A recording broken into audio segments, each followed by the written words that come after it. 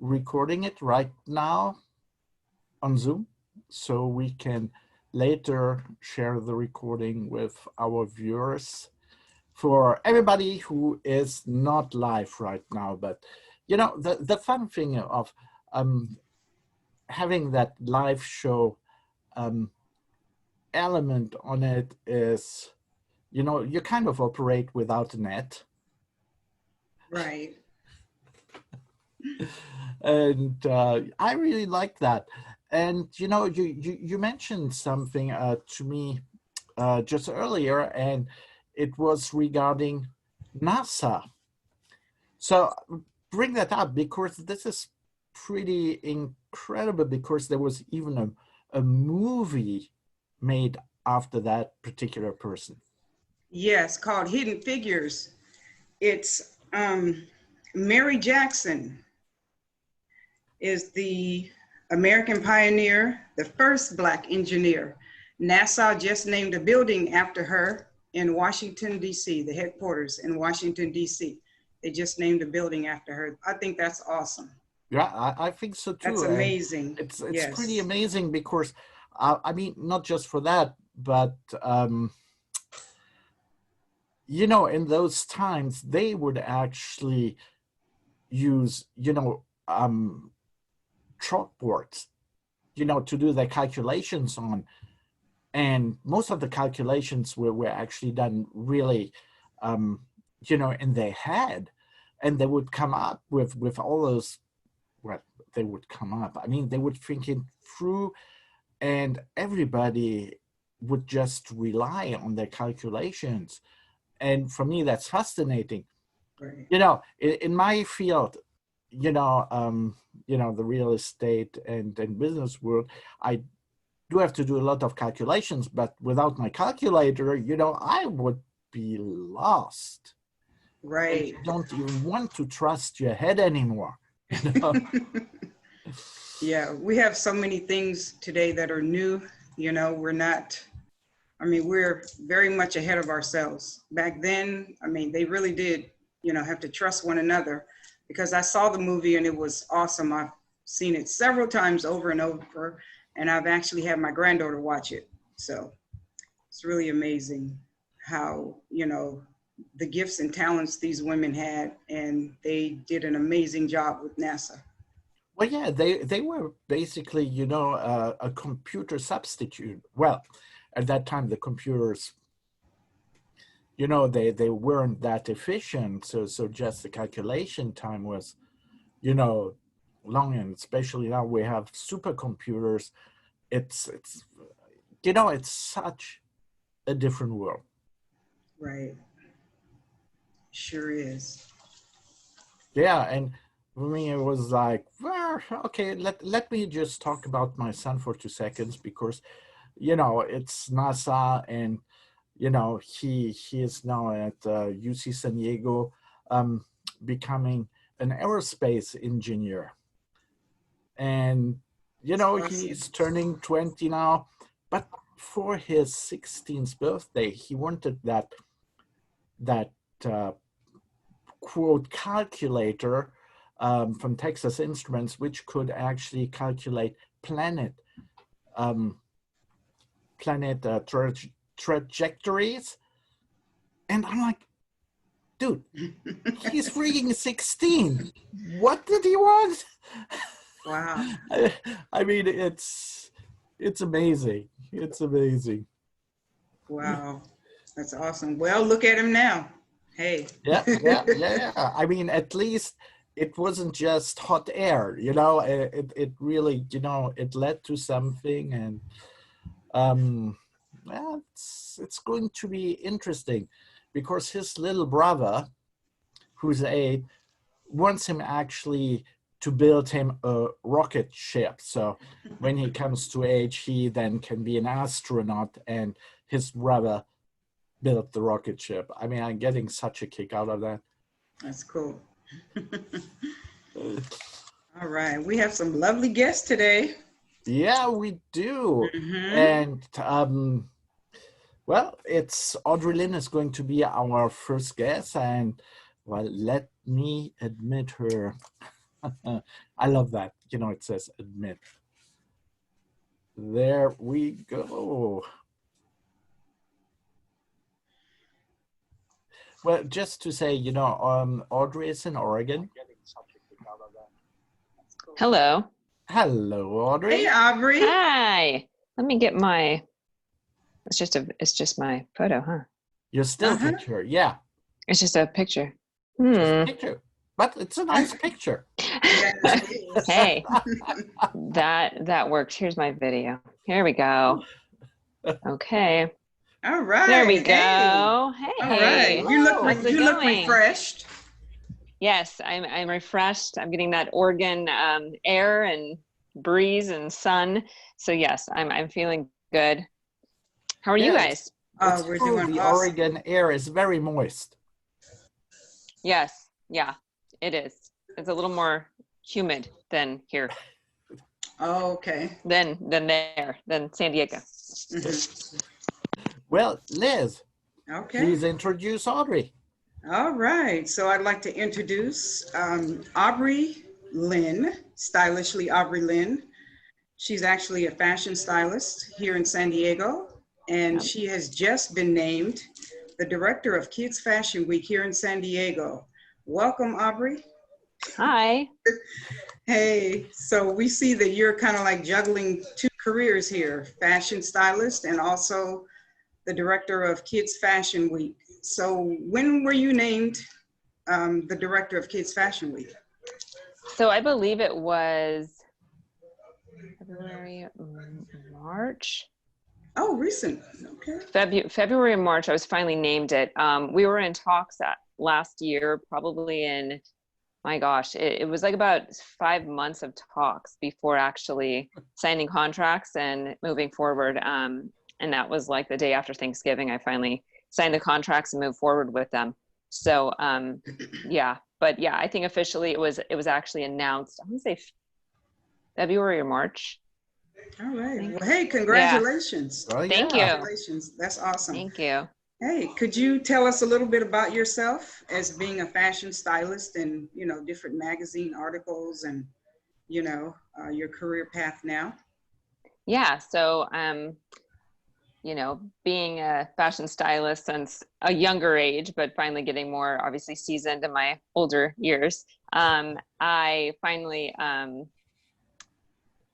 just started to dive more into it. And then I had children and I had to put it on the back burner a little bit. But since probably a year now, things have ramped up really well. I mean, I feel like the industry, small businesses are just started booming, and just there were so many opportunities to do so many different things.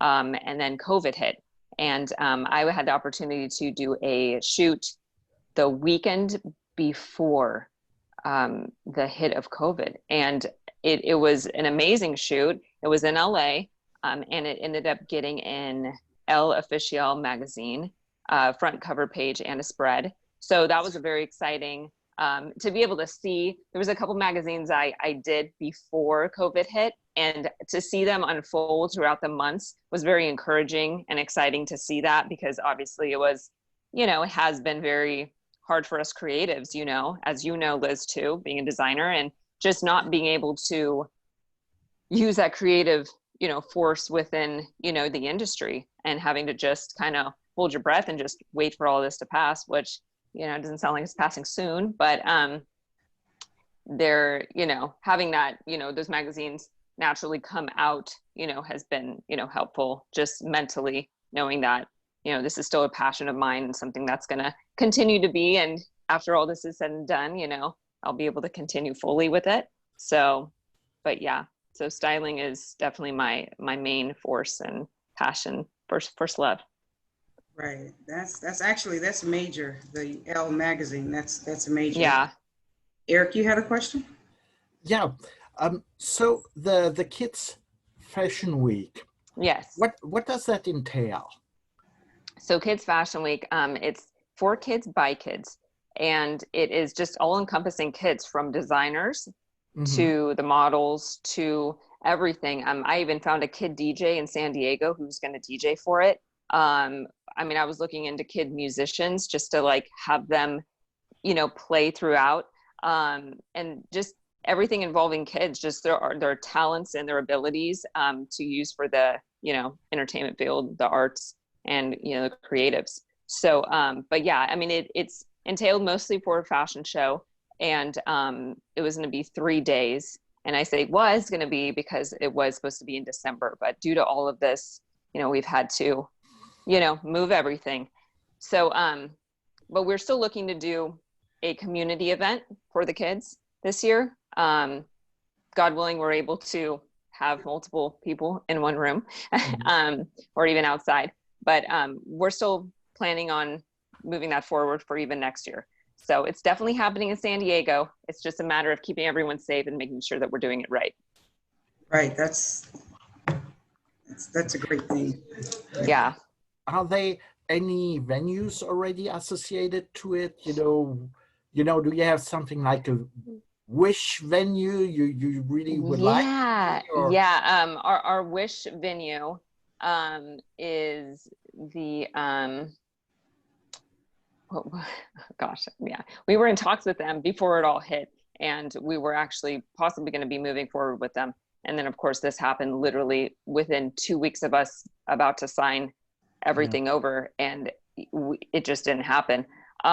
It is Park West was the venue for this year. We were working with, and that is a wish venue due to many things. It just has the perfect space for the girls, for the boys, and then just for, community, and for outside, inside, the space for vendors. It was beautiful. Mm-hmm. So that's definitely a wish venue for me here in San Diego. Obviously, eventually we would love to do Hotel Del, something elaborate, but budget wise, and it being a 501c3 nonprofit, that's not, we got to start small, work bigger eventually with sponsorship and things behind us. Yeah. All right. Where is Park West? I haven't heard of that. I'm sorry, but I haven't heard of it. It is, Park West is like downtown, but it's not fully downtown. It's off to like, I don't even know what area that's called. But yeah, it is downtown off to just like a side area street. But yeah, it's a really great venue. It's old, it's historic. It used to be the women's club. Yeah. So it's been around since, I would say 18 something, I want to say. Yeah, the women used to gather there and have all their big board meetings and all the things. And Park West ended up finally taking it over. So. Okay. So I have a question for you. Are you signing children up now, or is there somewhere someone can reach you if they're, once everything gets going, it's going to be snowballing really big, and kids are you're going to want to find them.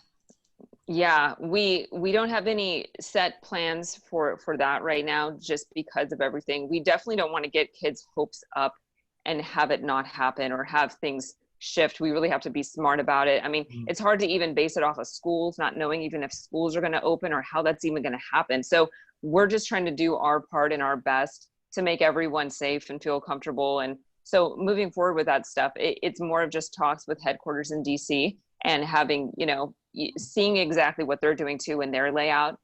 They're still planning on doing their show in April, and they're actually doing something here in July with their Kids Fashion Week DMV. So, we're kind of, basing a lot of it on them too, and how they're working and moving forward with their events. So yeah, unfortunately, I just wish I had all the answers, and I just don't right now, and we can't be guaranteed anything. So we're just trying to play it safe and just move forward in a smart way, but also knowing that it's still gonna happen.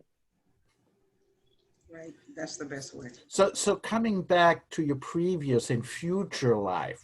Mm-hmm. So as a fashion stylist. Yes. And I don't know if you would mind actually putting your website up. Mm-hmm. Because I came across something, and you do also those YouTube fashion. Oh yes, I do some YouTubes. Yeah. I was doing them a lot, and then I kind of stopped doing them. They're a lot of work, and I have kids, and it's hard to do all the things. So I kind of, pushed away from it. My Instagram is probably my, best portfolio as of recent, just with all the things behind the scene footage and then all the shoots I've done, or continuing to do move forward. So I just haven't refreshed it, and I know I should, but I feel like that Instagram is like, yeah, that business, it's like Instagram is a business card for like all the things right now. And it's like, I feel it's like my main selling point. I'm getting gigs through that. And so yeah, I need to update that. It's definitely on my to-do list, but it's just, it's a beast. So. Right. Well, I guess we all have to fight the social media beast, in one way or another. There's so many avenues. It's just crazy. Yeah, it is. It's a lot to keep up with. Yep. Yeah. So for the future, are you looking forward to, I know you are, collaborations with other designers and stylists? Yes. Because I know that your work is amazing. You have worked with me at the Westgate with pretty much all of my shows, and you have been amazing. So now today the tables have turned. You interviewed me. Now I'm interviewing you. Yes, that's so awesome. Yes. So, I mean, your work is phenomenal, Aubree. Thank you. Yes. Thank you. Absolutely. Yeah. I am looking, today I was actually working on a mood board for a fashion shoot that's happening in August. That is pretty exciting. It's for a magazine, and we're working on it in LA. And it's 2 locations. So it's one Saturday and then another Saturday. So it's cool to be asked to do something like that and actually feel like, oh my gosh, things are starting to slowly happen. It's a big deal. So I'm really excited to be a part of it and to, use my talents, moving forward. It's exciting to know that fashion's still unfolding. So, right. Yeah. Right. And I've seen a couple shoots around too, and they do wear their masks. They're still, they're very careful. They're smart. It's crazy. Yep. They're doing social distancing and, Yeah. Right. Yeah. You still have to be smart. You want to protect the team and protect the model and, do what you can. But yeah, I mean, it gets hot in those things though. I mean, it's hot. It's like, I need to breathe. You literally have to pull it down just to like get air, so. Right. So right now, when you go out for a photo shoot or, doing an advert or anything, are you preparing them like in a motorhome, or are you outside, or what do they use right now? Because I know in the day, they would just drive to location with those giant motorhomes and would do everything inside, but what do they do now? I haven't been on a shoot since this all hit, so I'm not sure what they're doing as of now, but I've never been involved in like a motorhome situation for a photo shoot. It really is just like on location. Either it is outside or it is in a studio or someone's home. And, you just kind of put up a sheet and they change, or you get creative. Yeah. I've had to do it too. And, you just kind of get creative and put up a sheet, or you just, they have some like wardrobe, like tent things, also that you can use or have, but, or you have a house nearby or a place nearby that you're able to run in and change. I've been fortunate that I haven't had to be on a shoot that really is out in the open to the point where like the model is changing, in front of everyone. So yeah, I haven't had a motorhome situation yet. That maybe that'll be eventual for like, the movies or something. Yeah, it's pretty cool. Yeah, that's awesome. I think that's a higher end right there. I think that's like more arrived. So just on a personal note, so how did you end up in Oregon? Yeah, we just decided to take a family road trip with the kids and the dog. We've never done that before. Very spur of the moment type thing. My husband found out he is now permanently working from home, so he can now permanently work anywhere. So it was one of those things where it's like, okay, well, you're working from anywhere, and we're just tired of seeing the same scenery over and over at the house with the kids, and just having nowhere to go, nothing to do. And his family lives here, so we decided, hey, let's take a road trip to visit the family. So we've been here for a couple weeks now, and we leave next week, and it's been just really nice to get away and just just mentally break, and just have the kids be able just to different scenery for them as well, and see family. So yeah, it's been really nice, and it's less lenient here than San Diego, which has been also super nice, just to take the kids to the park, and just to be able to get out has been mentally helpful. So as we all know, it messes with everything, and you're just like, oh my gosh, like, just need to get away and do something else. So I advise anyone to take a little trip, take a little road trip, even go up to Julian, like, just get somewhere, go somewhere, see nature. I think it helps you just mentally put yourself in a different perspective. So Yeah, I agree. Yeah, Yeah. I think we all agree on that. Yeah. And so Absolutely. they don't. So are they wearing masks, or are they really Yeah. very relaxed about it? They're more relaxed about it here where I am. I'm not in Portland. I'm in Eugene, Springfield, which is near Eugene, and there's not a lot of cases here at all. Not a lot of deaths at all.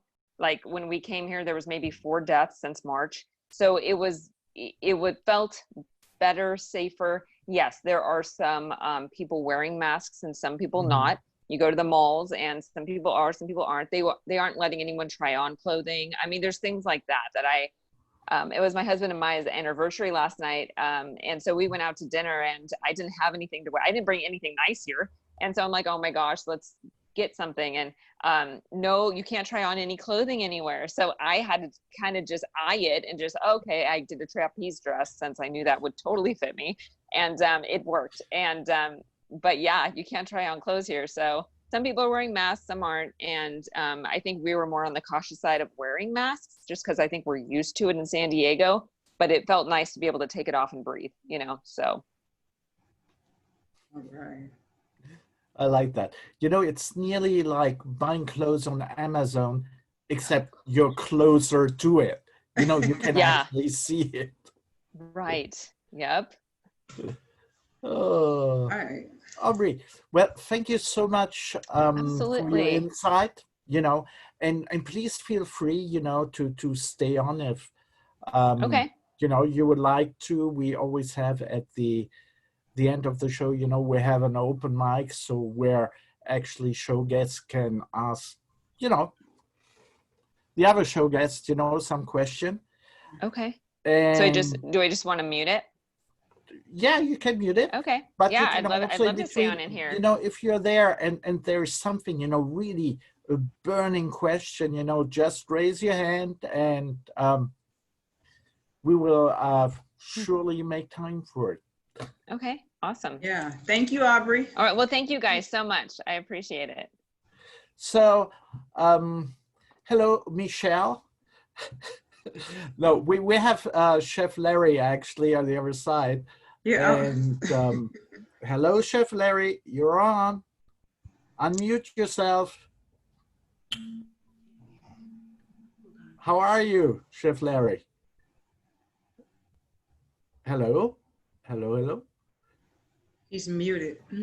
Yeah, I know he's muted, but he can actually. Okay, let's see. No. There he Hello, goes. Chef Larry.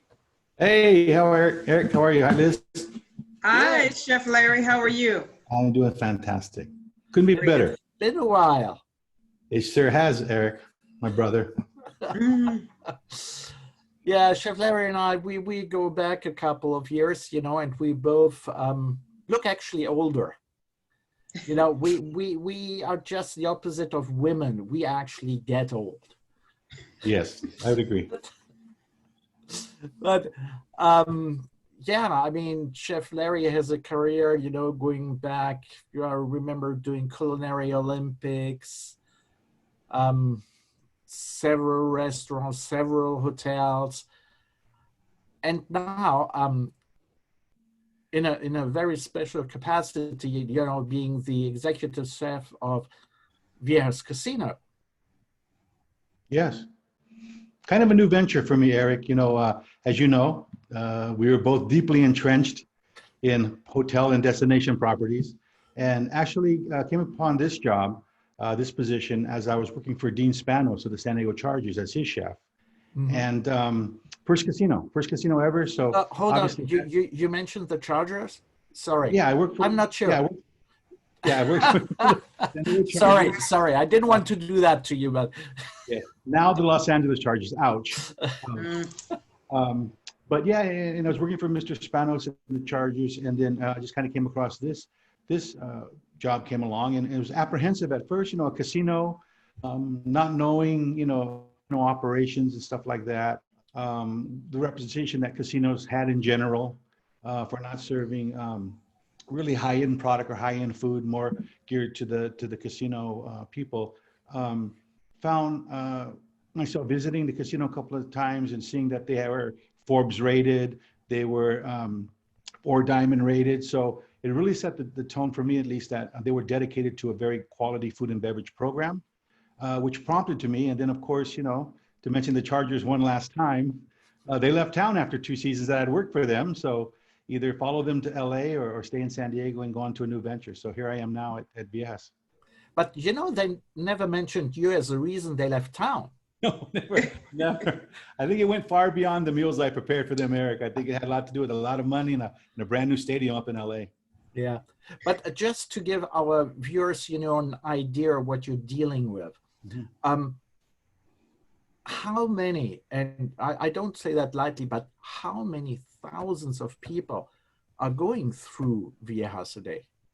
That is one of the big differences immediately that you experience, Eric, from going to traditional destination hotel property, even a luxury property, to a casino environment, is the sheer volumes of people. You know, going from, you know, daily covers in an average hotel of 500, 600, 800, you know, you double that if you had banquets or such, going into a situation where you're doing 2,500 people on your buffet only. Just your buffet. You were doing 2,500 covers, and so property-wide, you were doing close to about 5,000 to 6,000 covers in a single day. So the revenues were much greater. The amount of product that we were going through was much higher. But really, I think what to their credit, I think at least to the company I work for, is very dedicated to having quality program, quality product, and they allowed me to hire enough lieutenants, chefs, room chefs, and sous chefs to really kind of see the vision through in all the different areas in restaurants. I mean, it is a big operation, and you just reopened. Yes, we just reopened. We were shut down for the 3 to 4 months, like many other properties were, like everybody was. Some of us remained there just as key staff, keeping the thing going, walking in every day, checking things. And we reopened to the new realities, like most restaurateurs, most businesses have, that it's not the same as it was before. You know, we closed down on March 20th, I believe was our shutdown date. So on the 19th of March, everything was normal. And I was just having a conversation the other day with one of our other executives, like, March 19th, everything's rolling along. We were talking about concerts and events and fireworks and celebrations and promotional events and all these great things. And next thing you know, next day we get a shutdown notice, and we're, you know, moving stuff into freezer and mobilizing staff to get things put away and cleaning all the kitchens before we actually shut down. So reopening was a reality of starting out slow, kind of a phase-in situation, with minimal staff, with opening restaurants judiciously, few steps at a time, few restaurants at a time, and seeing what traction we would have in terms of bringing business back. Because even to this day, till right now, there's people who won't go out. There's still some concern. There's concern about going out, the environment, and also the operators. If we're doing the right things as operators and making sure that we're creating a safe environment for our guests and our players. Go ahead, Liz. Oh, okay, so I have a question. What type of steps have you guys taken to make people actually feel safe, I guess, for the gambling side. You know, I'm just kind of curious about that. What are they, you know, how are they not coming in contact with each other when, you know, We're the really, machines? yes, we're really practicing the social distancing. We reduced the number of machines, then reduced the number of gambling tables to every other one, if that makes sense. So that's creating the social distancing. So the machines are actually turned off. The tables are actually shut down. So that actually creates an environment of social distancing automatically, even in our restaurants. We went to our floor plans and only seating every other table. There's markers throughout the casino. There's a sanitizer everywhere. We also were employing the UVC sanitizing methods. We were closing down at first every night and having that done. Obviously the masks, the shields, plexiglass barriers at the card tables, at the dealer stands and stuff like that. So it was quite an adjustment for us, but we feel safe. We feel great for our customers. We take their temperatures as they walk in the building. They're required to wear a mask. Team members are required to wear masks. In the kitchens, very stringent rules about hand washing. Every little rule in my kitchen is if somebody left the kitchen, even to wash their hands, they're coming back in the kitchen and washing their hands one more time before they go back to work. So distancing, washing your hands, sanitizing work surfaces, utensils, every hour on the hour, being very diligent on making sure that's happening. Again, you know, any team member that would even have the most remote symptoms, they're sent home right away. So there's a lot of things in place that we've done, because again, not only is our obligation and our commitment to our players and our guests and our diners to create a safe environment for them, we also have to create that for our fellow team members and for ourselves. Right. Yeah, no, that's for sure, and it's very important, especially because I mean there's so many people coming through. So in percentages, do you have already like 50% of your clientele back? Is it more? Is it less? Are the players, you know, being enthusiastic? Because, you know, one of the things going to the casino is also that atmosphere, you know, of seeing the other players and, you know, gambling. Yes, you're exactly right, Eric. The atmosphere is everything in a casino. The vibe, the music, you know, the DJs going. I don't think we're there yet as far as energy levels, what it could be, because we're still not allowing our lounges to be open. Drinks are served in to-go containers or to-go cups, and they're taken away from the bar. There's no socializing in that way. The lounges are not open for dancing or anything like that. And we have also limited food service on the floor. But certainly the energy from the machines, you know, being on and people in the casino, that's certainly very, very real for us now. We're realizing that people are coming back. So, you know, I think we're probably about 50%, you know, a little bit under 50 on our volume before. And that's just based on the fact that we don't have that many machines available. Just like in our dining, our cover counts are a little bit less because you don't seat as many people. So, yeah. Mm-hmm. So did the retail outlets also reopen? Yes, our retail outlets opened as well. The Viejas Casino or the Viejas Outlet Center is open, and the restaurants as well, again, with all those safeguards in place. The distancing, the sanitizer, the sanitizing in the areas, you know, the restaurants that we contract out, follow all those same guidelines that we have. So is the hotel back open too? Yes, hotels are open, pools are open. We just opened serving food at the pools. So yeah, it's feeling a lot like summer, Eric, very much so, yeah.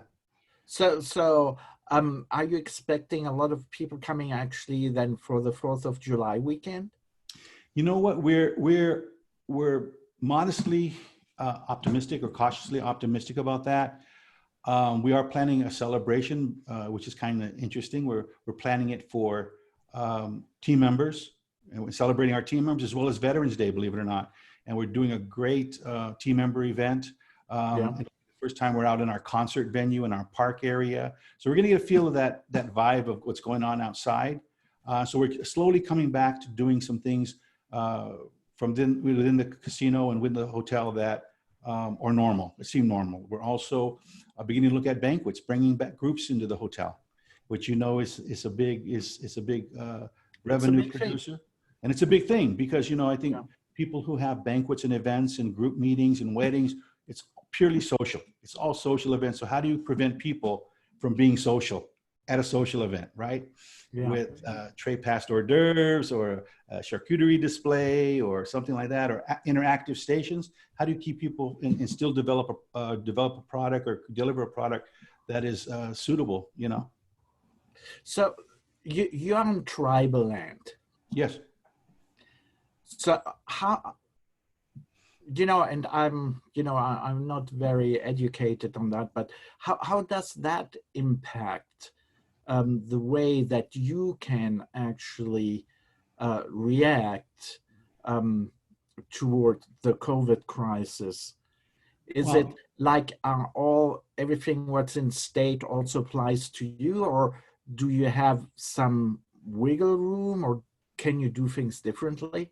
If anything, Eric, I would say we're actually held to a higher standard, higher scrutiny.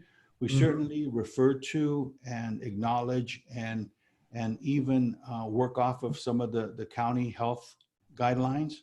Yeah. But you mentioned it, we have federal jurisdiction there, and we follow the CDC guidelines as well as the local guidelines, put it that way. And we put the two together, and we just, again, very dedicated. We have a very, very strong risk management department that is constantly, especially during this COVID-19 situation, very active, always, checking on things, checking on team members, checking on, make sure the policies are being followed. And, we're really adjusting to that because, those of us in the restaurant industry, in the kitchen, thrive on creativity and be able to kind of do your own thing. But if you're in the middle of doing something and then the chef of the venue yells sanitation logs, then they've got to drop whatever they're doing, lose their momentum, lose their vibe, and start spraying down, sanitizing, changing out all the utensils and things like that. So, but it's a necessary step that we're taking. Wow. I have a question.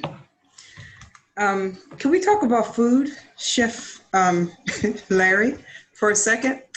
Can you recommend some quarantine meals? Wow, anything you can do at home.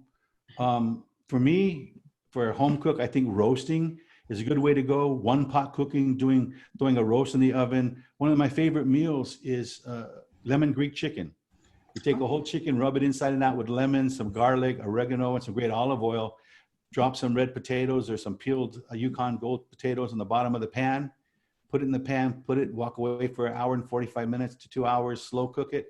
You're going to get all that great juice running down from that chicken, all that lemon, all that oregano flavor, and you're going to have a great meal. So either that or just putting on the brazier. I'm becoming a little bit more accustomed to and appreciating more the slow cook method. Using short ribs or things like that, pot roast, all those great things, and I think we all kind of now in this time of uncertainty kind of long for those family cooked meals or those kind of homey meals. Mm-hmm. Or eat out. That's the other thing, and right. Order in, huh? Well, no, drive out to Viejas. Yeah. Then you get your break and you do like Aubree, not the long weekend in Oregon, but in Alpine. Yeah, it's far enough away, but it's not too far away. I love that. Right. Mm-hmm.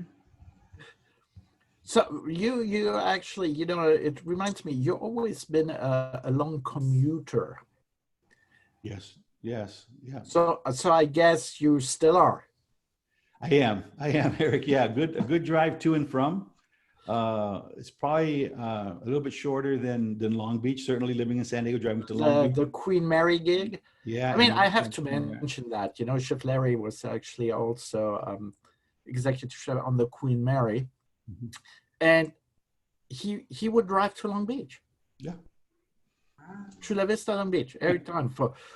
I mean, how many miles a day? That's close to what, 150? Well, probably 110 one way and another 110. I know it's 120 to LA from San Diego. So if you knock off 10 miles from the 405 and you get off on Long Beach, it's probably a little bit shorter, but that's a long ways to go. Tell me, Do you still have that Mercedes diesel of yours? Which one, the Mercedes? Yeah. No, no, we went to with Toyota. I think we went with fuel efficiency. At one point, we had a hybrid car, which was my daughter's car, was handed down to us. And no, we're just, we're just going with the flow, Eric. I love when the kids are handing down things to you. Yeah, they're the smart ones. They're the ones that come to you with all the research. And this is a hybrid. It's going to save so much money. It's going to save us so much on gas. This is what I need to get, Dad. So I love it. I love it. Well, I saw that one of your crew members, one of the pictures I saw, seemed to have followed you every step of the way. You're probably talking about Cipriano. Yeah, Cipriano Yes. was with me way back when I was the executive chef of the Town and Country Hotel and Convention Center in Mission Valley when I was there for a while. And it's kind of followed me along the way and even has helped me with private catering events and things like that. So a good second man. You like that loyalty, you like somebody that knows what you need and what you want. And I think this past year I've been giving also the responsibilities at Viejas as the executive chef and director of restaurants as well. So I have the front of the house now that reports to me and I'm accountable for. So having a good second like Chef Cipriano lets me get out of the kitchen a little bit more, or lets me leave the kitchen with a stronger feeling of confidence that things are going the right way. Mm. You just mentioned the Town and Country, which is going through remodel right now, which is going to be probably after that a fantastic property, but also property where you had one of your less conventional parties. Yes, sir. Yes, sir. Yeah, that was interesting. And thanks for remembering, Eric, and as I was reminiscing today about, you and the things we did together before, both in media and professionally, I thought about things like our hot air balloon rides and our dinners, trying all the great restaurants of San. And I actually forgot about the swingers convention that was held at the Town and Country Hotel. And that was unique because it was quite an experience. To be part of that, at least from an employee standpoint. And it was a unique situation or weekend, Eric, as you can imagine. Oh, that's, I always remember when we talked about that, we're like, seriously, but hey, you know what? Yeah. And it was called Lifestyle. And that's the name of the convention, called Lifestyle. But I threw the word swinger out there and that's what it was. It was Lifestyle Convention or Lifestyle Conference, but pretty much what went on. Yeah. So you see, Liz, in the hotel world, there's everything going on. That's all you can say. Amen. Right. I would speak to that. I would speak to that. And Eric and I would get together and we're doing the radio shows together and stuff. We would talk about things on air and off the air. And we just compare stories and all of them were relatable. All of them were true because it's a very unique industry that we work in, Eric. We work hard. We're never really satisfied with what we do. And I think that's why we're in this business, because we're constantly trying to please our guests, our customers, reach to a higher level. I remember walking down that beautiful staircase at the Westgate Hotel and seeing that were times. And seeing Mr. George Hochfilzer there. Yeah. Greeting guests at the bottom. You were actively running the food and beverage operation and Christophe Versaire, remember Christophe was running the kitchens way back then. And you had Opera, the Bravo San Diego going on, and La Fontainebleau was the restaurant to be at. I remember sitting there having lunch one day and looking over and seeing Audrey Geisel and Sandra Rhodes and the Thorntons, Bob and Sally Thornton there. And it was the place to be seen, Eric. So I'll never forget the experiences that you opened the doors for over there at the Westgate and seeing all those great things. We had fun. We did. It's a while ago, and, I miss it and I don't miss it. Even, when I shut the door, on 38 years in the hospitality business, I so much prefer dealing it now, on a business perspective side, from the other side, sure. Being the client or buying or selling restaurants and hotels is so much more fun than running them. Yes, yeah. But but on the other hand, you have all those idealists there, which are hardworking, and Cassandra. I'm like, Cassandra, yeah, there she is. Hello. You fit Hi. so How are you? right in. Great. How are you? I like the intro. You were like, and cute. Got to be ready with Eric. How are you That's doing? really, well, Liz, please make the introduction. All right. So we have Cassandra Schaeg, owner of Sip Wine and Beer in Escondido. Welcome, Cassandra. Thank you for having me. Yes, yes. So she's in Escondido, North County, actually the only female African-American in North County with this type of business. And I absolutely love it. It's a very unique business, almost like, I would say most, it's like a male dominated type of thing. Am I right, Cassandra? Yes. Yes. Yeah. So could you tell us a little bit about yourself and what brought you to this? What brought me to wine? Well, Yes. I'm a career drinker, and Hold on, can you just repeat that? I'm a career drinker. I like that. I love that. I like that. I was always looking for an excuse. Yeah, I heard your experience. You are a career drinker. You know exactly what you want and what you like. Nice. I like it. Liz, what bottle were you holding up? Oh, that is Sauvignon Blanc, Russian River Valley. There you go. Yeah, love it. It's really good. Yeah, so I grew up in Temecula, which is Oh. a version of wine country. It's probably not as advanced as a lot of regions, but that was my introduction into wine. And long story short, I decided to move to Escondido, buy some, property and lay roots here. And Escondido looked like Temecula before it became Temecula.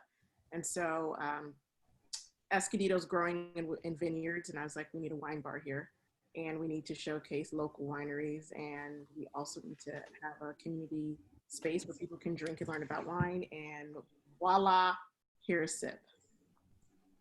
Right, right. But you're actually more than, you've done several cool events there. Could you tell us about some of the events? Because that's how I came to know you. I've been to several events at your place, and I absolutely love them. Yes, so the focus of SIP is community, culture, and conversation. And those are all things that you can do when you're learning about wine. In my career drinking experiences, the reality is that I am not a pro or an expert. Eric might be in wine, but I am not. So my goal is to learn. My goal is to learn with the community about the facets of wine. And there are so many people who are curious about drinking wine, but they feel intimidated. And so SIP is that place where you can just come in and not have to worry about all that, which comes into the events, because I bring in winemakers from all over the world to showcase their wine, hear their story and their journey about winemaking, and then be able to have a firsthand experience of, how to experience wine. So. Wow. So do you still make, well, I should say, so do you do those virtual wine tasting events? I've started to do that. I'm currently working on a virtual wine tasting event with Brown Estates out of Napa. Mm-hmm. They're the only Black-owned winery in Napa, California. And so I am going to be holding a virtual tasting. I have been connecting with my customers through my show Wineversations. And, I'm also connected with my customers on social media. I've been getting a lot of new wines in, and it's a good season to be drinking. So I think I'll be okay. I think I'll be all right in terms of business. So I am here to meet the needs of the people who need to drink. All right, I love like that. We are there. We are there. So, you know, you actually brought two wines to the show. I And did. like I can see of the content of the bottle that Liz had, she's been already quite busy drinking Mm-hmm. Yeah. Oh, can because you? that one looks already half full. Halfway gone. I'm not drinking yet. I have to wait because I have another call. So I'm gonna wait until all of my calls are done so I can remain sober. Okay, I hear you. So I can really drink after. So. All right. So how have you been affected? And I mean, I know it's kind of obvious, but you know, in what ways have you been affected where, you know, you can't really have people inside and, you know, that's kind of hard. But Yeah. then you're selling wine, which is awesome. Yeah, so we had to close the doors March 14th. And I'll tell you, I was a little panicked in the beginning, but things have definitely turned around. I'm still close to the public in terms of in like indoor service right now, but I am doing appointments for people who are interested in buying wine so they can shop by themselves and pick their selection for curbside pickup or to go. So it's worked out because I just don't think there are a lot of people who aren't ready to come in to sip and sit down. And I am still in the process of going through all of the guidelines to reopen as well. You know, for people who don't know, those guidelines, you know, are extensive, and the goal is to make sure that people are safe. And when you're a party of one, I have to make sure that I'm able to stay safe as well. So that's really important. And I know that with the uptick in cases that, you know, I think continuing this model until there's some stabilization of cases is the best thing to do. Right, right. And you know, if I'm not mistaken, you also serve food too, correct? Yeah, we do charcuterie. We do charcuterie trays made to order. We have over 70 wines in stock.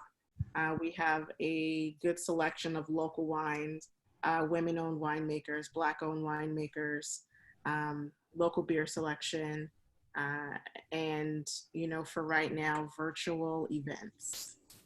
Okay. How does one sign up for your virtual event, or can you sign up, or is it private, or how does that work? Yeah, so, you know, people can follow me on Instagram and Facebook. My Instagram is Sip Wine Beer. Facebook, you can find me at Sip Wine and Beer. And I post all of the information for people. You can also go on the website, sipwineandbeer.com, and you can join the mailing list. And when we have, you know, virtual tastings or updates, I push all that stuff out for everybody. People have been, Thursday through Saturday is when people are generally picking up their wine. So I make sure that I have a good stock of wine and beer for people as they're approaching the weekend. You know, and it's good to be able to connect with customers one-on-one to hear how they're doing, to have them experience new wines while they're sitting at home, to have them be able to explore different winemakers when there's nothing left on television to watch. So it's all good. Right. How do you like your wine, Eric? I like it, and that leads me kind of into the next question. I wanted to ask you is what are your criteria? Because there's so much wine out there. I mean, it's incredible. It's nothing compared to, you know, 20, 30 years ago where, you know, you kind of knew your wines, you had your wine regions, but now suddenly, you know, like even in Escondido, you know, you have like Ophelia, you know, man, you know, they just pop up, they come. And you said you grew up in Temecula, and that went from oh God, I don't want to, Wilson's almond champagne, you know, but hey, you know what? There's a market for it. They frigging sell that stuff at Costco. Thanks. What do you say? What do you say? But anyhow, I mean, Temecula has a couple of really, really cool wineries. And, but what's your criteria? How do you decide which level of wine or cuts it so that you are satisfied with the wine and you can actually offer it to your client and they get this, oh, okay, I get it, Yes. experience? So I like to say that I pick wine for the people first and foremost. I drink all of the wine. I taste it first before I put it out there. And I also have other people, well, when we were open to the public, we'd have other people try it before we bring it in, just to get a feel of what people would like to drink. The rule of thumb that I've gone by is a lot of people who are entering in wine are going to start sweet. Yep. That's not going to be my entire portfolio, but there are going to be 2 or 3 sweeter wines that people are going to taste, and then you build off of that the next time that they come in. The biggest thing for me is to, I recognize, well, you recognize this as well, that there's going to be some great wines that have a lot of notoriety. And there are some obscure wines out there that people are, interested in trying. And so I'm in the middle. I want people to know certain brands, but I also want them to venture off and take a different path, because they want to try something different. And so my motto is, it's about being able to sip wine and beer, be able to connect with people, and then to be able to share that knowledge. So I think sharing that that's my approach to picking wine. And so the wine that you have is from a local vineyard. Hold on. Yes. My green screen is hiding it. But anyway, it's the Altipiano Vineyard, Sangiovese, San Diego County. It's actually, for Sangiovese, great. It's very atypical, if I may say. That's not bad. That's how I perceive it. But don't forget, it's well, we spoke about it a little bit earlier. What's the best wine? Okay. Well, the best one is the wine you like. Right. So the only thing you can do is really expose your clients and then find out, through trial and error, what will be the best one for them. What's your favorite wine? Oh God, I got so many. Okay. Who? Ooh, mine is I'm Kendall Jackson. Sincerely have to say, I like kind of rotate. Okay. Like now I'm drinking dry Chardonnays. Okay. You would have asked me 2 years ago, I would have been, you know what? I really like a fruity Pinot Grigio. Okay. And so it comes and goes. It's like your favorite food. Yeah. I just started exploring rosés, and I've been definitely dabbling into rosés, particularly rosé of Mavedra. Yeah. No, is that like a champagne, a rosé? Is that like a champagne? So it's basically the process where when you're stripping the grapes and you have the rosé color, that means that the wine hasn't completely been absolved of the grapes. And so there's sparkling brut rosé, there's rosé of Pinot Noir. So that's where that light color comes from. And for me, unfortunately, drinking white wine, because of the high sugar content, I can't drink a lot of it. And so I was definitely weary about drifting into rosés, but they're actually pretty great. And one of them has been my favorite this season is a rosé from South Africa that's super dry.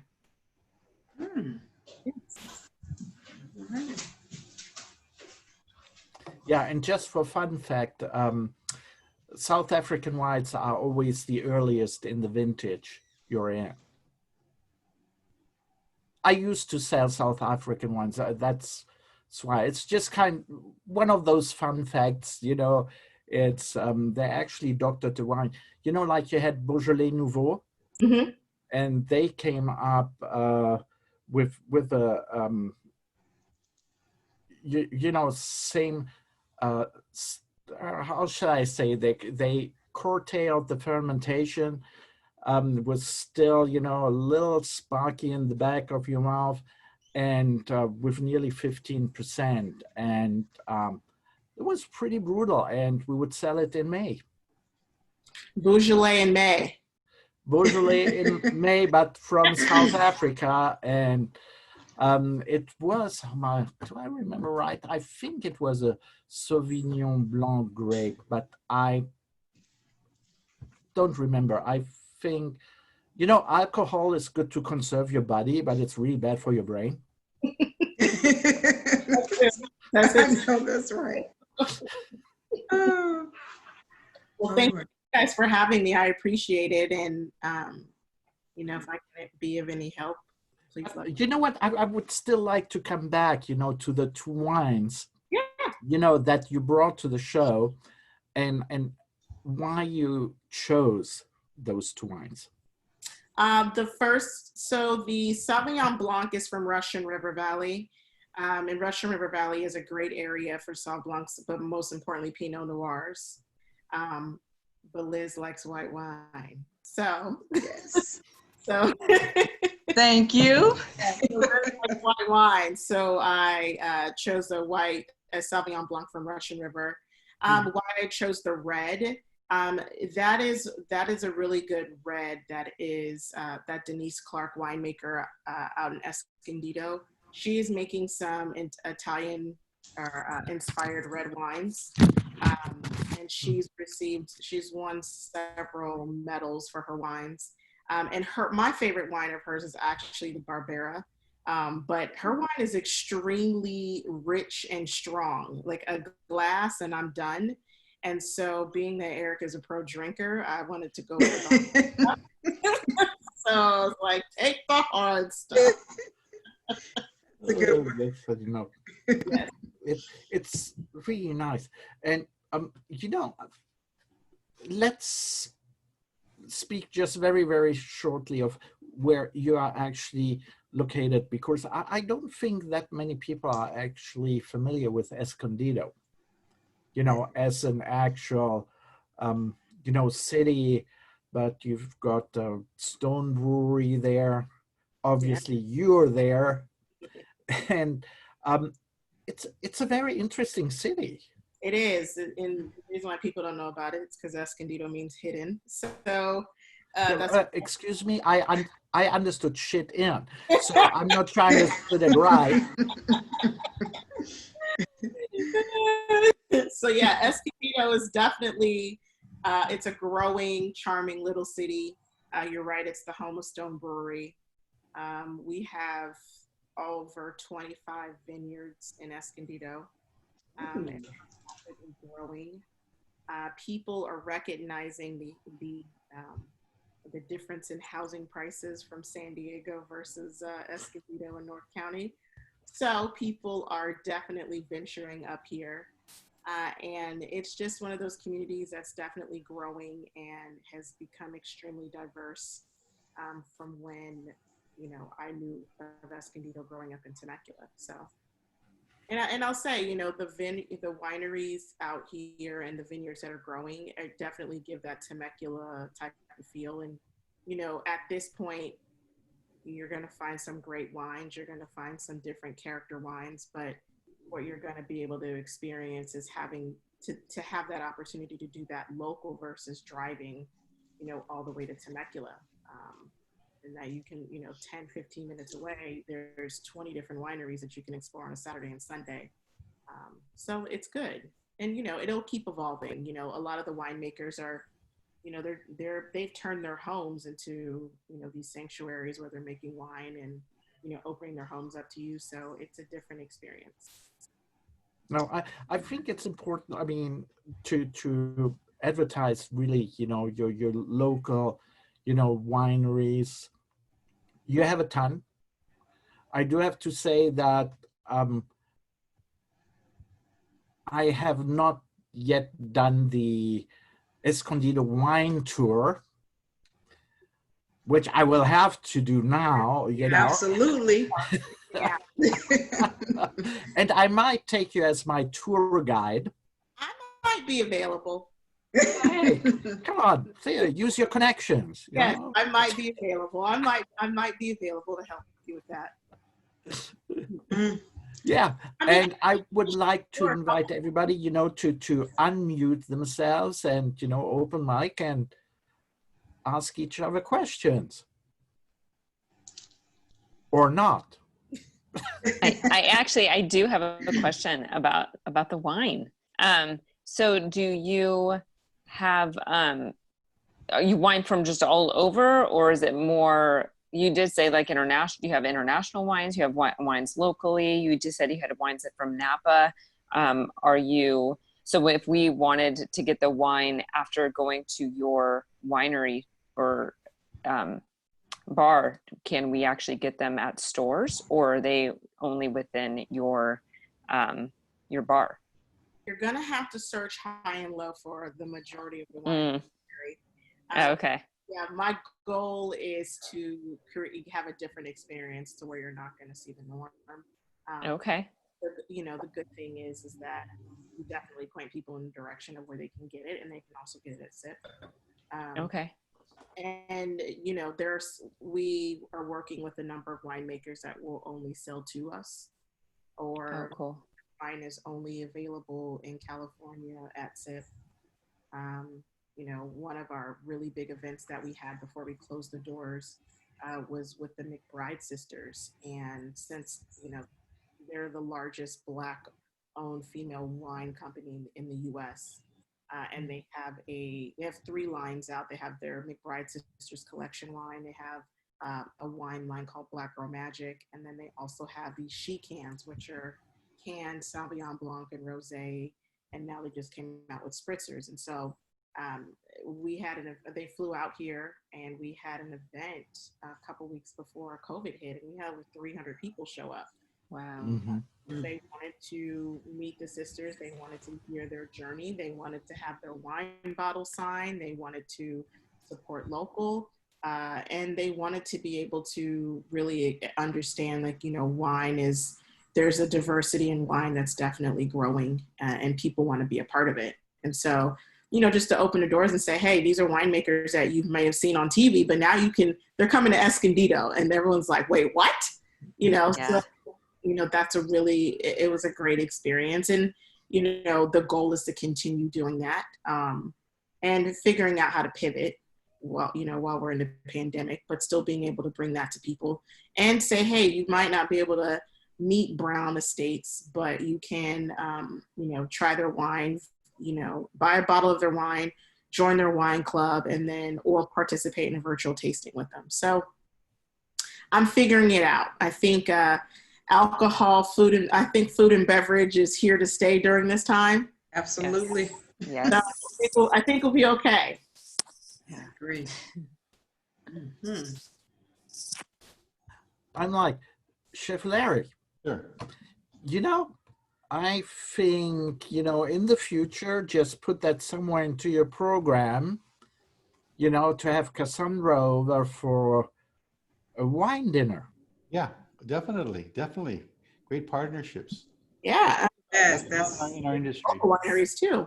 Right, and you know, I Yes. think I have a real deep affection for the Escondido area as being the beginning of the avocado corridor, the green gold. Yeah. That sells 90% of all avocados to the United States are grown in that corridor. So with Henry's Avocado Ranch out there, I visited frequently, did some work for them. Really a special place up there in Escondido. So Cool. I get up there sometime as well. So Eric, I have a question to ask you, my friend. Go ahead. Have you yet done? I know, how many shows have you been doing now? Which show is this on your podcast? I mean, right now, the 5th show. You This know, is the it's 5th. only So- I looked over to Liz, you know, and I was like, yeah, 5th show. You know, we are at the beginnings, but it's nice to be back. It's great, know. and certainly a great format. But let's say by show number 8, I hope you and Liz have had a conversation about savoring champagne. and the Scissor Sisters. Okay. Yeah, and that peach is my favorite flavor. Yes, yes. All right. The Scissor Sisters were one of Eric's favorite groups, musical groups, and he actually brought someone into Saber Champagne in the studio one time, and we had a show, so that was very exciting for us. Yeah, it's actually Holding funny. out a lot, I see. Well, you know, I don't know if you're familiar with Guy Buffet. You know, he was very in the early 2000s, in the 90s. He did all those paintings, you know, of those waiters and all that, and you would find it, you know, kind of everywhere. He also designed the flower for Perrier Jouet Champagne. Okay. And I got myself one of those big sabers actually you saber champagne with, and he actually signed it. And I'm still, darn, you know, he put it on the wrong side because I'm right-hander, so it's on the button. So I had to stop sabering champagne with that saber. But just FYI, you can saber a champagne bottle just with a regular butter knife. Oh. Well, then I'll cancel my saber off of Amazon. Thank you. Just be careful. You have to have, you know, you have to use a bottle which is bottle fermented, you know, méthode champenoise, because of the high pressure in the bottle, and you just hit the bottom of the seam on the top, and you can. But don't do it with Wilson's, because that bottle is going to explode in your hands. Yeah, I don't drink Wilson. Yeah, I don't even know what Wilson's is, so no. So Wilson's Creek, it's funny because they were actually Wilson's Creek. I think I've heard of that actually. Wilson's Creek in Temecula. They were actually my chemistry teachers. They're a group of teachers. They started this winery. They created this almond champagne. It is basically sparkling wine, almond flavored, and it was all the rave, and that was the hit. And I actually recently, before COVID, I hadn't been back there in 10 years, because you know, you could get the almond champagne everywhere. It's in stores. I went back 12 years later, and there are about 9 or 10 different sparkling wine flavors. So it ranges from peach, orange, watermelon, lemon, strawberry, vanilla. I mean, they're like, the flavors of sparkling wine are endless. But I drink. No. Actually, you made a good point. They were your chemistry teachers. And we just leave it there. They're doing something right. I mean, the place is packed, and you know, I had to partake and sip a little of the new flavors.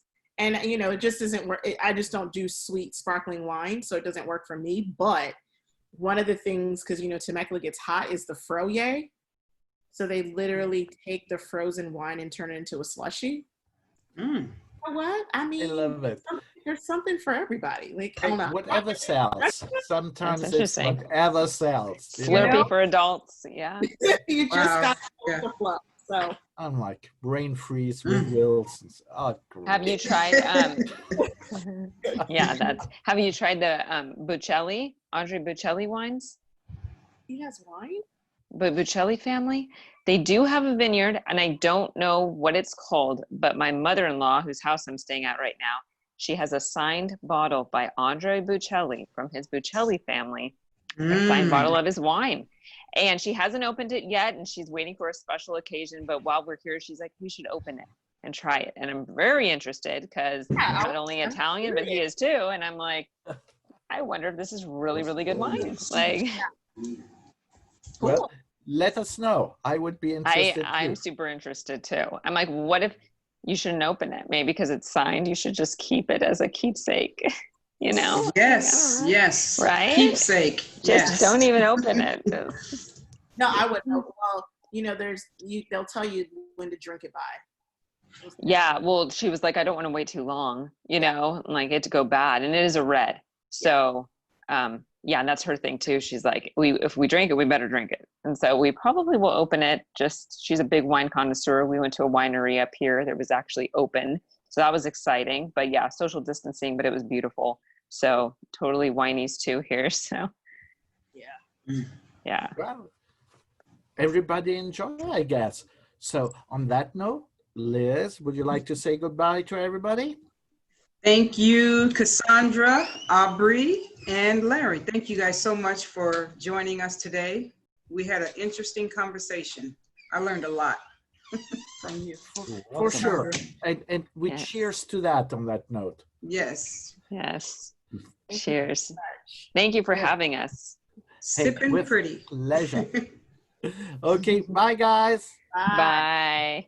Bye-bye. Take care.